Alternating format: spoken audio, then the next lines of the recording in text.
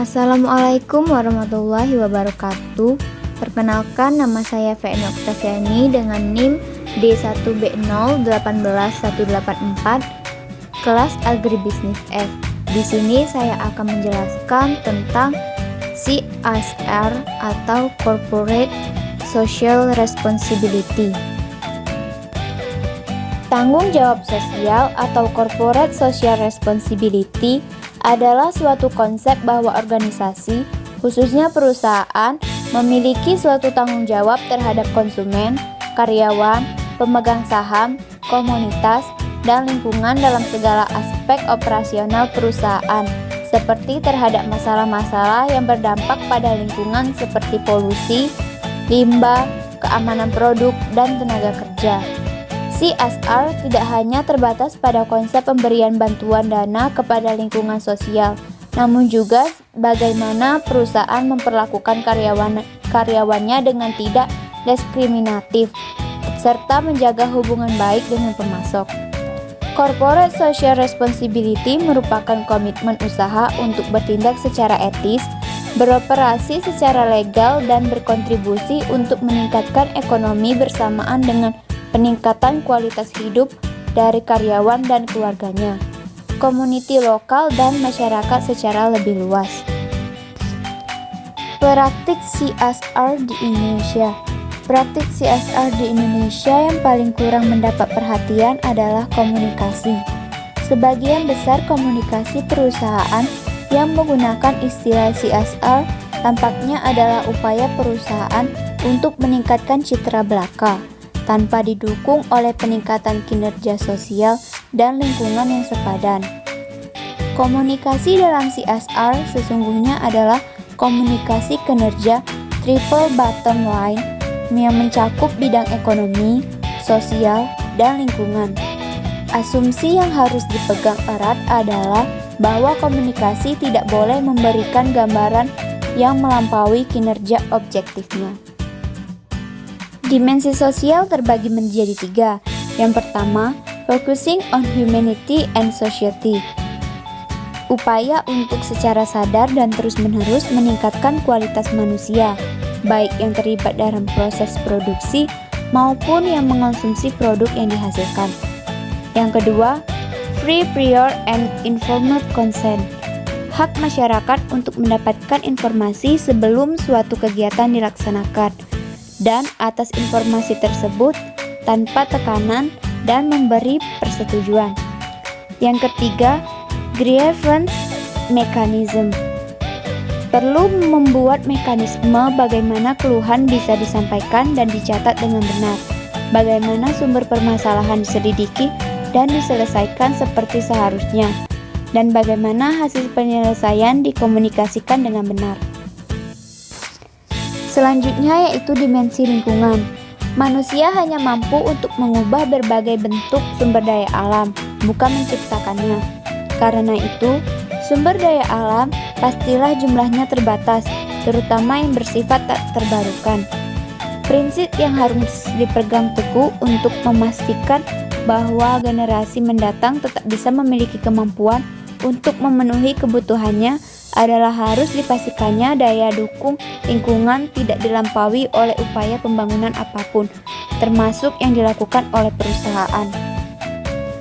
Dimensi ekonomi mendudukan perusahaan pada tujuan awal eksistensinya, yaitu memenuhi kebutuhan umat manusia dengan melakukan alokasi sumber daya dengan cara terbaik. Salah satu hal yang paling mengganggu kemampuan bisnis dalam mengalokasikan sumber daya secara terbaik adalah distorsi pasar, termasuk pengabaian perhitungan biaya sosial dan lingkungan. Perusahaan-perusahaan ekstraktif harus berupaya pula mengurangi distorsi pasar atas harga. Contohnya adalah upaya perusahaan-perusahaan kehutanan progresif yang telah mengikuti inisiatif ekolabel. Dengan standar yang bersifat triple bottom line, perusahaan-perusahaan itu memang harus berinvestasi lebih tinggi untuk menekan eksternalitas negatif dalam dimensi sosial dan lingkungan, namun juga mendapatkan keuntungan ekonomi yang lebih tinggi karena terdapat ceruk pasar yang rela membayar harga yang lebih tinggi untuk internalisasi eksternalitas itu. Selanjutnya adalah standar CSR. Adopsi standar itu sangat penting untuk alat manajemen guna meningkatkan kinerja, membuktikan peningkatan kinerja, serta menaikkan posisi di pasar internasional. Terdapat dua standar CSR, yaitu satu ISO 14000, di mana standar pengelolaan lingkungan, dan ISO 26000, petunjuk untuk tanggung jawab sosial organisasi, menyatakan bahwa tanggung jawab sosial atas dampak melekat pada setiap bentuk organisasi. Regulasi CSR di Indonesia. Dampak pemberlakuan Undang-Undang PT terhadap perkembangan CSR di Indonesia dibagi menjadi dua, yaitu dampak positif dan dampak negatif. Dampak positifnya adalah mulai tersedianya sumber daya finansial yang bisa digunakan untuk internalisasi eksternalisasi perusahaan. Sedangkan dampak negatif yang perlu diantisipasi adalah yang terkait dengan kewajibannya, namun proses penjaminan transparansi tidak teratur dengan memadai. Pendapat tentang CSR untuk pertanian berkelanjutan. Menurut saya, CSR sangat berguna bagi pertanian berkelanjutan karena CSR merupakan salah satu bagian dari strategi bisnis perusahaan dalam jangka panjang.